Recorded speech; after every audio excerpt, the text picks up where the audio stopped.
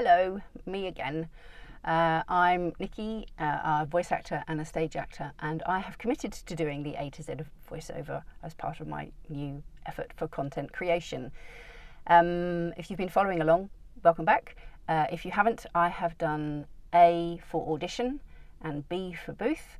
I'm now on C, and I have chosen to do C is for chain. So, being a voice artist means that you do need to understand some of the more technical aspects of producing the best quality audio that you can, especially now that it is quite uncommon to go into a studio and have those lovely sound engineers do it all for you.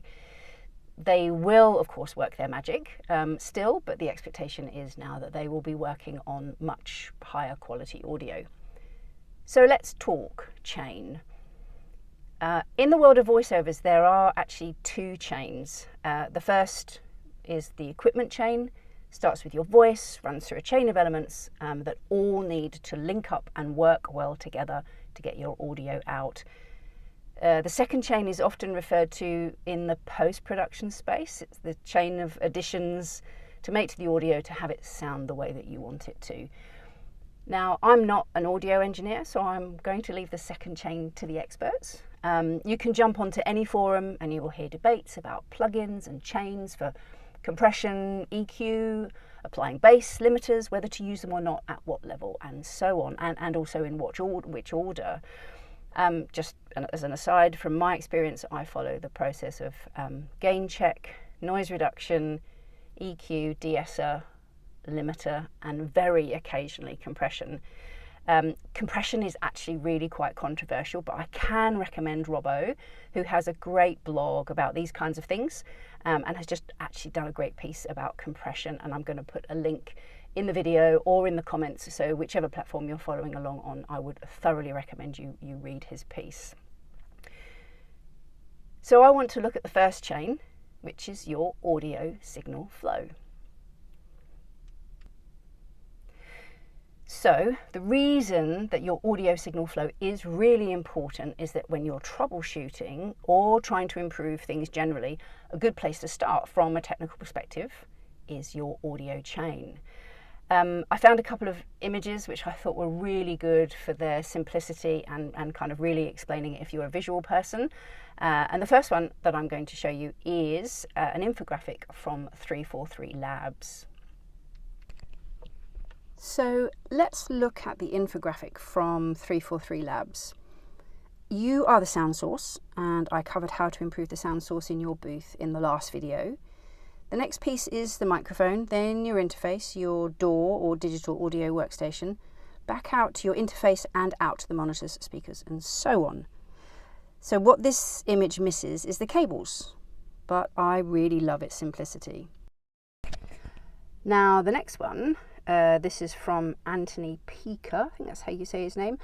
He's on Twitter at AVO's Journey, and he's done this really cool infographic. It's got great flow, and it includes cables. He does miss out the headphones, which actually I suppose is kind of your monitor or your output, but I'm okay with that. It's a great infographic to get your head around. So, as you can see, each part of the chain is as important as the other. I did a remote dubbing session recently, and the engineer was having an annoying click that was coming and going.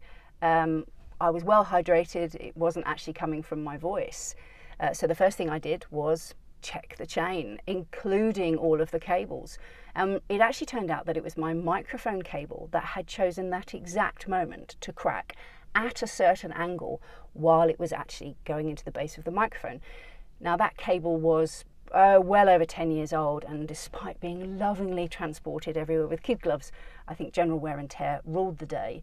But we worked out that it wasn't any other piece of the chain. It was another sort of $30 or $40 spend on that particular cable, and everything was fixed. Your booth could have bass traps added, so you don't get as much reverb. I covered that in the last video. Or even consider that it could be your laptop that's actually in your recording space, and there might be a low hum coming from it. So just make sure that all of those elements are checked in the chain. Your mic position could be improved. My Neumann is like a high maintenance boyfriend, but the sound out of it is magic. So I persevere with mic position. I also consider how my face is actually running across the mic and things like pop shield. So your interface might give better results on the gain perhaps. I've actually just swapped back to my beloved Scarlett. I gave up on an Audient ID14 Mark II, which everyone told me was great, and I just couldn't get on board with it, and for me it had terrible headphone output. So I've gone back to the Scarlett that I've always had. And then of course there's your DAW. Now I've just moved to Pro Tools recently, and the plugin suite is absolutely amazing. But I recorded off Audacity, which is free, for many successful years. So it's personal choice again. Remember though that the chain is not just for troubleshooting. You can also start to look at improving your audio before you move into spending hours and hours and hours on the second chain of post-production. It's actually so much easier to get the best audio that you can at the highest quality right at the beginning. So that's it from me on the A to Z of VoiceOver as C for chain. Next time I'm going to be covering D for DAW, or digital audio workstation. So please follow along, join in the comments, join in the debates, and yeah, let me know what DAW you're working on and if you've swapped, and if so, why. So yeah, so see you next time.